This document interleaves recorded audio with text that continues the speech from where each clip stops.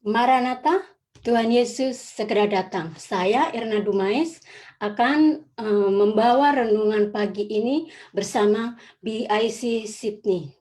Saudara-saudara, dari seorang Yahudi yang bengis, Paulus diubahkan menjadi seorang rasul bagi orang non-Yahudi atau Gentile yang sangat mencintai Tuhan.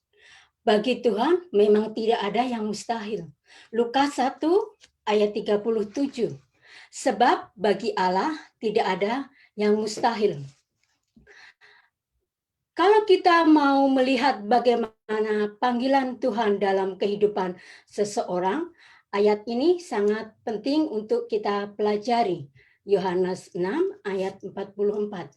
Tidak ada seorang pun yang datang kepadaku jika ia tidak ditarik oleh Bapa yang mengutus aku, dan ia akan kubangkitkan pada akhir zaman.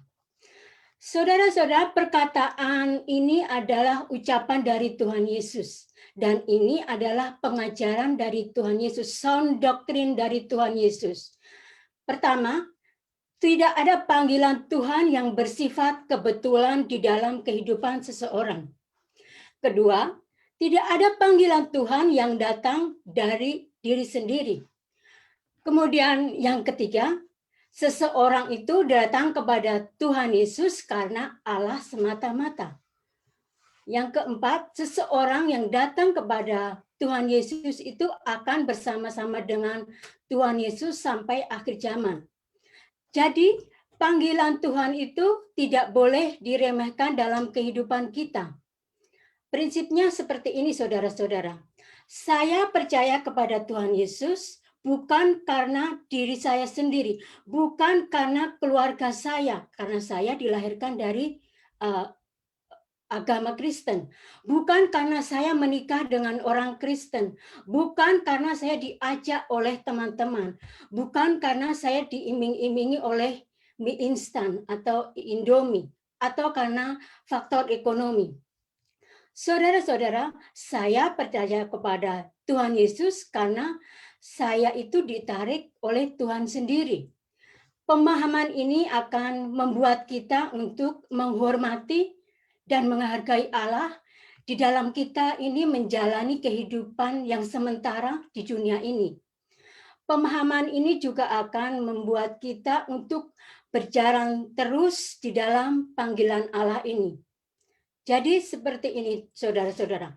Kalau Allah memanggil saya, maka Allah akan menjaga panggilan itu. Menurut Tuhan Yesus, Allah itu memanggil diri seseorang, Allah itu menarik seseorang itu untuk datang kepada Tuhan Yesus. Yang kedua, Allah itu menjaga panggilan itu sampai kepada akhir zaman.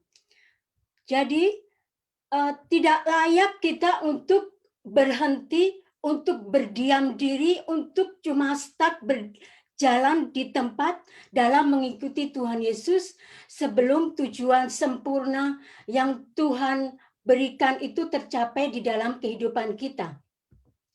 Saudara-saudara, panggilan Allah di dalam hidupmu akan memberikan tujuan dan arah yang pasti. Amin. Engkau memang masih hidup di dunia ini. Engkau hidup di dunia ini sama seperti manusia umum lainnya. Tetapi saudara-saudara, panggilan hidupmu itu berbeda. Engkau akan mempunyai perspektif yang berbeda di dalam kehidupan ini.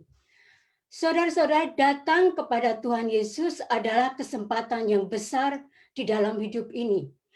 Karena dari semua panggilan yang engkau terima di dalam hidupmu, panggilan ini adalah panggilan yang paling besar, panggilan yang paling berharga, dan panggilan yang paling mulia.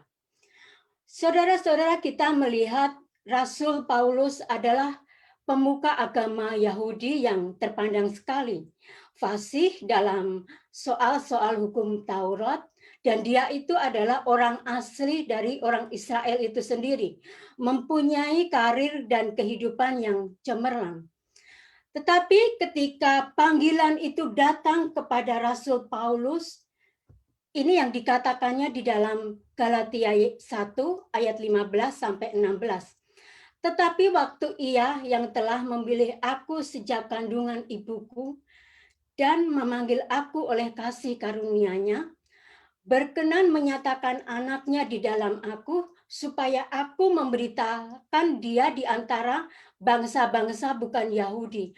Maka sesaat pun aku tidak meminta pertimbangan kepada manusia. Saudara-saudara, waktu panggilan Allah itu datang kepada Rasul Paulus merespon dengan cepat. Paulus tidak lagi mempunyai pertimbangan lain selain menerima panggilan itu. Saudara-saudara, penjelasan dari Rasul Paulus itu seperti ini. Allah itu memanggil. Allah itu memanggil berdasarkan pilihannya, kedaulatan Allah. Allah itu memanggil jauh sebelum kita dilahirkan dan dijadikan. Panggilan Allah itu adalah semata-mata kasih karunia Allah, bukan karena kutuk atau paksaan. Jadi saudara-saudara, Allah memanggil kita itu bukan karena alasan itu di pihak kita, tapi karena alasan itu di pihak Allah. Kalau Anda membaca dan mempelajari sound doktrin Paulus, kita tidak menemukan satu alasan apapun dari pihak kita. Sound doktrin Paulus itu dikonfirmasi oleh sound doktrin dari Tuhan Yesus sendiri, bahwa Allah itu yang menarik seseorang untuk datang kepada Tuhan Yesus. Kita juga tidak menemukan satu alasan apapun dalam panggilan Allah kepada kita dari pihak kita, saudara-saudara. Jadi bukan Allah yang mencari, maksudnya bukan kita yang mencari Allah, tetapi Allah lah yang mencari kita. Bukan kita yang memanggil Allah, tetapi Allah lah yang memanggil kita. Saudara-saudara, kita melihat di dalam Kejadian 3 ayat 9, demikianlah firman Tuhan, tetapi Tuhan Allah memanggil manusia itu dan berfirman kepadanya, di manakah engkau? Saudara-saudara, ayat ini terjadi ketika Adam sudah jatuh ke dalam dosa, tetapi saudara melihat bahwa Allah itu masih memanggil dan mencari Adam. Apakah dari sini Allah tidak tahu keberadaan Adam? Tidak, saudara-saudara. Dan saudara-saudara, sampai sekarang ini gaung itu masih terdengar dengan keras. Di manakah engkau? Saudara-saudara, kalau engkau sedang mendengarkan renungan pada pagi hari ini dan engkau mempunyai kerinduan untuk mencari Tuhan saat ini, Allah sedang memanggil engkau. Allah sedang mencari engkau. Jangan keraskan hatimu dan dengarkan suara Allah. Engkau yang sudah dipanggil oleh Allah, berjalan terus dan teruslah untuk menjaga panggilan itu.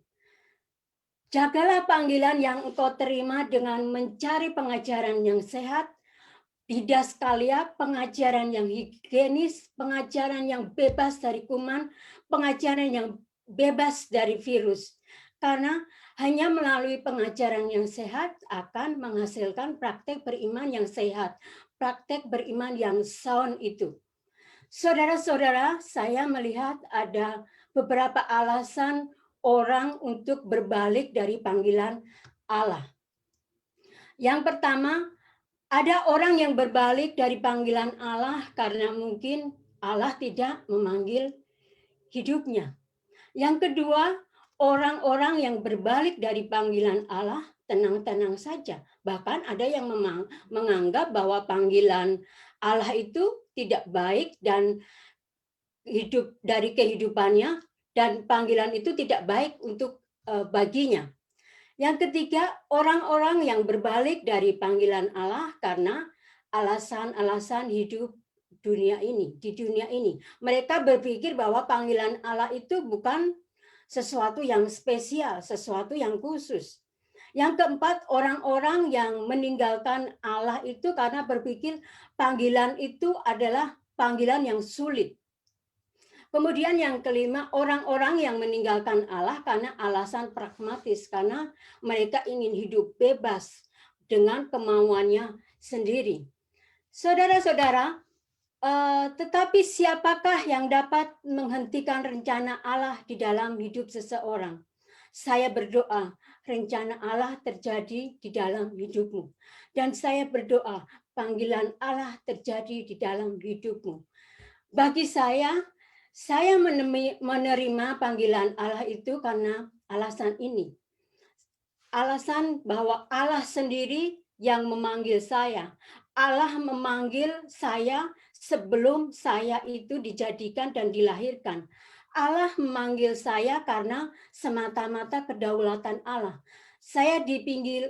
Maksud saya dipanggil dan dipilih oleh Allah semua karena anugerah dan kasih karunia Allah. Panggilan Allah di dalam kehidupan saya adalah sebuah kehormatan dan saya akan menjalani panggilan itu sampai Tuhan memanggil saya kembali. Allah menarik saya kepada Tuhan Yesus untuk membuat saya mengerti betapa banyak perbuatan ajaib yang Tuhan Yesus telah lakukan dalam kehidupan saya.